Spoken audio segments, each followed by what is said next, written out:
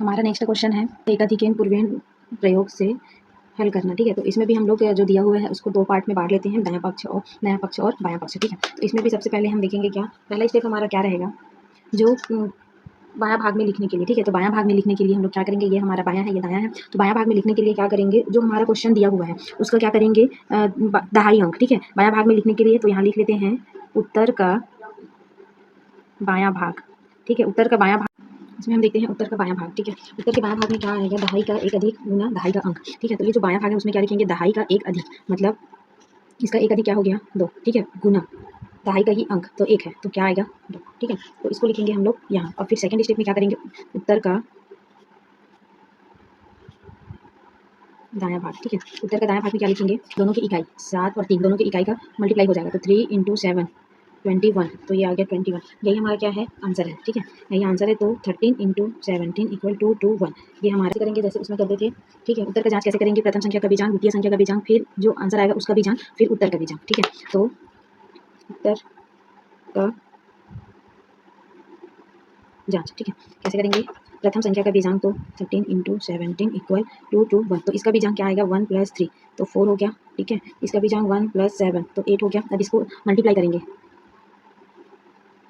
ये आ गया। ठीक है, 32, फिर इसका बीजांक करेंगे 3 × 2 तो सॉरी प्लस, बीजांक प्लस होगा तो ये आ जाएगा 3 और 5। ठीक है, अब इसका देखेंगे 2 + 2 + 1 तो 2 और 4 और 1 5। ठीक है, तो यहाँ आ गया 5, तो देखो ये दोनों बराबर है। उत्तर का जांच करेंगे तो ये प्रथम संख्या द्वितीय संख्या का बीजांक निकालेंगे, फिर उसका इंटू करके फिर से बीजांक निकाले तो 5 आया, फिर उत्तर का बीजांक 5, तो दोनों जब इक्वल है तो हमारा आंसर जो है वो क्या है, सही है। ठीक है, अब इसी में हम लोग देखते हैं तो 2 संख्या वाला हो गया, 2 से ज़्यादा संख्या है तो फिर उसको कैसे निकालेंगे।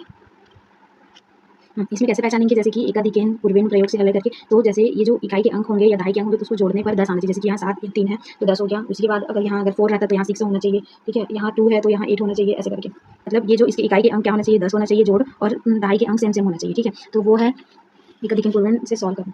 अब इसी में देखते हैं हम लोग एक और, जैसे कि एक दूसरा देखते हैं कौन सा, 104 × 6। देखो इसमें क्या है 4 और 6, तो ये दोनों का योग कितना हो रहा है 10। ठीक है, 10 और इसका जो दहाई और सगड़ा का स्थान है वो सेम सेम है, तो इसको भी हम लोग एकाधिक पूर्वेन विधि से सॉल्व करेंगे। तो पहला स्टेप क्या करते थे हम लोग, उत्तर का बायां भाग, तो हमारा उत्तर का बायां भाग में क्या लिखेंगे, जो इसका दहाई अंक है बायां भाग का उसका एक अधिक। ठीक है, तो ये 10 का एक अधिक कितना हो जाएगा 11, 10 का एक अधिक 11 हो जाएगा, और गुना ये 10। ठीक है, तो दोनों को गुना करो तो 10 11 दाहम 110, तो यहाँ आ जाएगा 110। ठीक है, दूसरा स्टेप में क्या करेंगे, जो हमारा इकाई के स्थान है उसको गुना करते हैं, तो 4 × 6 कितना आ जाएगा, 6 चौक 24। ठीक है, तो ये हो गया 24, इसको लिखेंगे यहाँ, तो यही हमारा क्या है, आंसर है। ठीक है, तो इसको ऐसे लिख सकते हैं इंटू 106 = 2 4। ठीक है, ये हमारा आंसर है। अब उत्तर का जांच कर सकते हैं हम लोग ऐसे ही, उत्तर की जांच। ठीक है, उत्तर का जांच करेंगे तो क्या होगा, जैसे सबसे पहले देखते थे इसका बीजांक। ठीक है, प्रथम संख्या का बीजांक गुना द्वितीय संख्या का बीजांक बराबर उत्तर का बीजांक, ये हमारा उत्तर है, तो 1 + 1 + 0 + 2 + 4। देखते हैं यहाँ क्या आ गया 5। ठीक है, इंटू यहाँ आ गया 7 बराबर, यहाँ 4 6 5 7 आया, और 5 7 35, 4 2 6 7 8, यहाँ 8 होगा। ठीक है, 8, अब इस ये 8 है, ये 3 + 5, फिर से इसका बीजांक निकालेंगे तो फिर से ये 8 हो गया, और ये 8, तो ये रहा हमारा आंसर उत्तर का जांच। ठीक है, तो ऐसे ही हम लोग बना सकते हैं एकाधिक पूर्वेन विधि से। ठीक है, इसमें किसी क्वेश्चन में डाउट होगा तो प्लीज कमेंट करिएगा, और चैनल को सब्सक्राइब करना ना भूलें। Thank you for watching. Next हमारा क्वेश्चन रहेगा निखिलम विधि का प्रयोग करके क्वेश्चन को कैसे सॉल्व करेंगे। तो हम एक क्वेश्चन देखते हैं क्या, 13 × 13। ठीक है, इसका देखेंगे कि हम लोग कैसे निखिलम विधि के द्वारा सॉल्व करते हैं। सबसे पहले इसमें एक जान लेते हैं कि इसमें मेन क्या रहता है, 3 चीज़ देखने को मिलेगा, क्या, संख्या। ठीक है, उसके बाद रहेगा आधार और विचलन। ठीक है, तो ये 3 रहेगा। जैसे कि मैं ले रही हूँ संख्या कितना, यहाँ ले रही हूँ 12, तो 12 का आधार मतलब वो किसके आसपास है, जैसे कि 12 किसके आसपास है, 10 के। ठीक है, इसमें विचलन क्या होगा, जैसे कि 10 में मैं कितना जोड़ूंगी तो 12 आ जाएगा +2। ठीक है, अब जैसे कि मैं ले रही हूँ यहाँ 9, तो 9 किसके आसपास है, 10 के ही आसपास है, मतलब 10 उसका आधार होगा। लेकिन अब मैं 9 कैसे लाऊंगी, तो 10 में 1 माइनस करने पर मुझे क्या मिलेगा 9, तो इसमें विचलन क्या हो गया -1। ठीक है, अब यहाँ लिखती हूँ मैं 104। ठीक है, तो 104 किसके आसपास है, 100 की, मतलब इसका आधार क्या हो गया 100। ठीक है, और तो क्या है 100 में मैं कितना ऐड करूँगी तो 104 मिलेगा 4। ठीक है, तो ये है, तो इसमें लिखेंगे, इसमें 0 के साथ ऐड में लिखेंगे, क्योंकि 2 है इसलिए, ठीक है, तो 0 4 होगा क्योंकि 100 है इसलिए। अब उसके बाद देखेंगे हम लोग क्या 98, ठीक है, तो 98 का आधार क्या हो जाएगा फिर से 100, ठीक है, क्योंकि 98 100 के आसपास है। फिर इसमें 100 में मैं कितना कम करूँ तो 98 मिलेगा, तो -02, ठीक है। 2 संख्या में, क्योंकि ये इकाई दहाई सैकड़ा में तो इकाई दहाई में आना चाहिए, यहाँ 2 संख्या था तो हम लोग 1 संख्या में लिख रहे थे, ठीक है।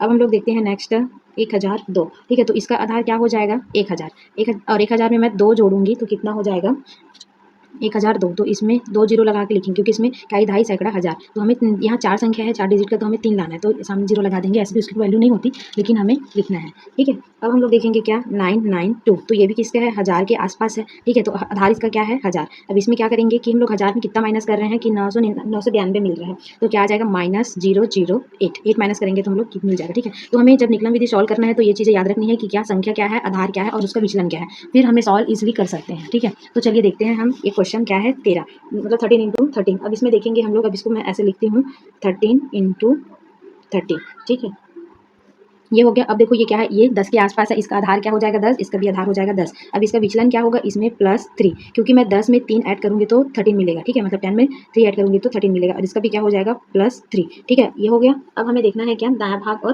बायां भाग, ठीक है। तो विचलन उत्तर का दायां भाग, मतलब हम लोग क्या लिखेंगे, विचलन का गुणनफल लिखेंगे, ये जो विचलन है उसका गुणनफल लिखेंगे दायां भाग में, तो 3 × 3 हो जाएगा, ठीक है। तो हमारा इसमें का पहला स्टेप क्या है वो यहाँ बता रही हूँ, इसमें का पहला स्टेप क्या होगा, ठीक है, पहला स्टेप क्या होगा 3 × 3 = 9, तो यहाँ आ जाएगा 9, ठीक है। अब क्या देखना है उत्तर का बायां भाग, ये तो उत्तर का दायां भाग है। अब उत्तर का बायां भाग में क्या लिखेंगे, प्रथम संख्या प्लस दूसरी संख्या का विचलन, कोई भी एक संख्या लेंगे और दूसरी संख्या का विचलन लेंगे, जैसे कि ये एक संख्या ले रहे हैं तो इसका विचलन लेंगे, ये संख्या ले रहे हैं तो इसका विचलन लेंगे, ठीक है। दोनों ही कंडीशन में हमारा आंसर सेम ही आता है। तो 13, तो हमारा दूसरा स्टेप क्या होगा 13 + 3, कोई भी एक संख्या लेंगे और दूसरी संख्या का विचलन लेंगे, तो इक्वल हो गया कितना 16, तो यहाँ आ गया 16, तो ये रहा हमारा आंसर, ठीक है। मतलब 13 × 13 करने पर क्या आ जाएगा 13 × 13 = 169, ठीक है, ये है हमारा आंसर। अब इसी में एक और क्वेश्चन देखते हैं, जो यहाँ तो क्या है 13 × 13 था, तो उत्तर समझ मतलब सिमिलर टाइप लगा होगा, एक इसमें से थोड़ा सा अलग देखते हैं क्वेश्चन, ठीक है। एक देखे हैं हम लोग कौन सा वाला, सेकंड इसी में, अच्छा इसका उत्तर का, चलो सेकंड वाले का बताऊंगी उत्तर का जांच, ठीक है। तो इसमें क्वेश्चन लेते हैं हम लोग 105 × 106, ठीक है। तो देखते हैं इसका, अब सॉल्व करते हैं। तो सबसे पहले इसको ऐसे दिया हुआ है उसको मैं ऐसे लिख लेती हूँ गुना 106, ठीक है। अब देखो इसका, ये तो संख्या, अब इसका आधार क्या है 100 और इसका भी 100 है, ठीक है। अब इसका विचलन देखेंगे, विचलन क्या है हमारे पास, इसमें क्या है +5, इसमें क्या है +6, ठीक है। अब पहला स्टेप में क्या करते हैं हम लोग कि मतलब उत्तर का दायां भाग में क्या लिखेंगे, दोनों विचलन का गुना कर देंगे, तो दोनों विचलन हमारा 5 × 6 बराबर आ गया 30, तो यहाँ आ जाएगा कितना 30, ठीक है। दूसरा स्टेप में क्या करते हैं, कोई भी एक संख्या लेंगे या तो इस संख्या का ले सकते हैं, मतलब एक संख्या लेंगे तो दूसरे का विचलन, या एक संख्या लेंगे तो इस दूसरे का विचलन, तो क्या करेंगे हम लोग, मैं ये वाला ले रही हूँ, कौन सा, ये वाला, ठीक है। तो इसको क्या करेंगे ऐड करते हैं, ठीक है। तो 105 + 6, तो क्या आ जाएगा 6 5 11, ऐसे लिख तो यहाँ 11 ही आएगा, तो 111 होगा, ठीक है। तो यहाँ इसका आंसर क्या आ जाएगा 111, ठीक है। तो इसको हम लोग जब गुना करेंगे 1 5 × 1 6 बराबर, तो आंसर आएगा इतना, ठीक है। अब इसका देखते हैं हम लोग उत्तर का जांच कैसे करते हैं, ठीक है। तो उत्तर का जांच कैसे करेंगे, प्रथम संख्या का बीजांक, द्वितीय संख्या का बीजांक और उत्तर का बीजांक, ठीक है। तो सबसे पहले ये प्रथम संख्या, तो इसका बीजांक